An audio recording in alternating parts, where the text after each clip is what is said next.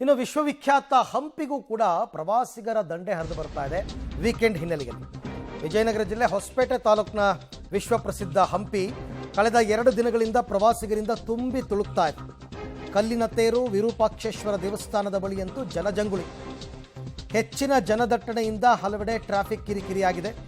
ಜನಸಂದಣಿ ನಿಯಂತ್ರಿಸಲು ಪೊಲೀಸರು ಹರಸಾಹಸ ಪಟ್ಟಿದ್ದಾರೆ. ಹಂಪಿಗೆ ಸಾಮಾನ್ಯವಾಗಿ ನಿಮಗೆ ಯಾವಾಗಲೂ ಜನ ಇರ್ತಾರೆ. ಅದರಲ್ಲೂ ಈ ಥರ ಸಾಲು ರಜೆಗಳು ಬಂದರೆ ಸಹಜವಾಗಿ ಜನ ಜಾಸ್ತಿ. ಕಳೆದ ವಾರನೂ 3 ದಿನ ರಜೆ ಇತ್ತು ಕಂಟಿನ್ಯೂಸ್ಸು, ಈ ವಾರನೂ 3 ದಿನ ರಜೆ, ಮುಂದಿನ ವಾರನೂ ಹಾಗೇ ಆಗುತ್ತೆ.